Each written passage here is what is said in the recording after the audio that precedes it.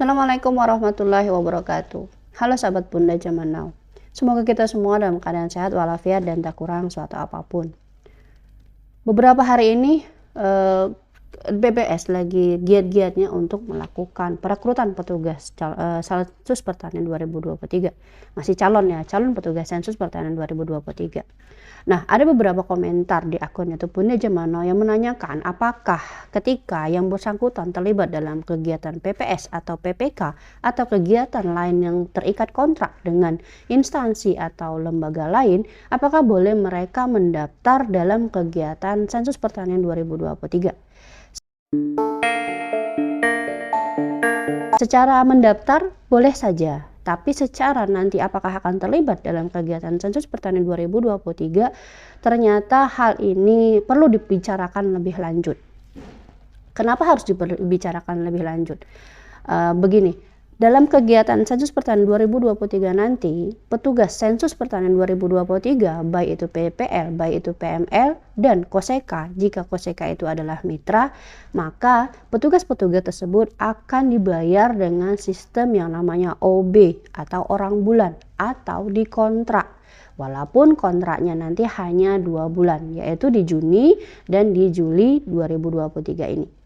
Karena sistem pembayarannya kontrak dan yang bersangkutan terlibat dalam kegiatan lembaga atau instansi lain yang juga terikat kontrak, yakni PPS, PPK, ataukah pendamping PKH yang terlibat kontrak di instansi lain tadi, itu nanti akan mengakibatkan ada indikasi bahwa nanti ketika pencairan honor itu akan ada kemungkinan bahwa yang bersangkutan nanti honornya jadi tidak bisa diterima sesuai dengan yang sudah ditetapkan. Dalam artian satu orang itu ketika dia harus ada honornya di bagian PPK PPS, ada di BPS, artinya dia satu nama itu nanti akan satu nama tersebut akan ada di 2 instansi yang berbeda. Nah, dikhawatirkan, diindikasikan nanti ketika pelaksanaan pencairannya, honornya itu tidak bisa dicairkan semua. Tapi kalau kerja boleh saja.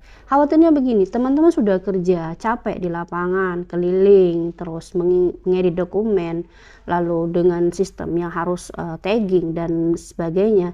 Tiba-tiba ketika pencairan terkendala di KPPN-nya mengenai teman-teman itu ada di instansi lain. Nah, ketika ini teman-teman yang akan dirugikan, kerja di 2 tempat tapi dibayarkannya tidak bisa semua. Nah, kekhawatiran inilah yang akhirnya menimbulkan opsi bahwa untuk petugas Sensus Pertanian 2023 ini nanti tidak melibatkan teman-teman yang terikat kontrak dengan instansi lain, yaitu PPK atau PPS tadi contohnya. Karena kita tahu PPK PPS itu kontraknya lebih dari 1 tahun, bahkan selesainya tahun depan, bukan hanya di tahun ini. Nah, ketika terikat kontrak itu di BPS juga terikat kontrak, nah nanti akan ketemu 2 SOP, SOP-nya dari KPU dan SOP-nya dari BPS. Nah, masing-masing instansi ini punya SOP sendiri untuk orang-orang yang terlibat dalam kegiatan mereka. Ketika teman-teman dipadukan, kerjanya bisa, tapi honornya bagaimana? Apakah teman-teman siap ketika honornya itu tidak bisa dibayarkan semua? Dalam artian 2 kegiatan di 2 instansi yang berbeda yang dibayarkan hanya salah satunya, atau mungkin dibayarkan setengahnya. Nah, kita nggak tahu sistem keuangannya seperti itu bagaimana. Karena di KPU itu honornya juga dibayar by sistem atau berdasarkan transfer. Cashless lah istilahnya, ditransfer ke rekening kita masing-masing.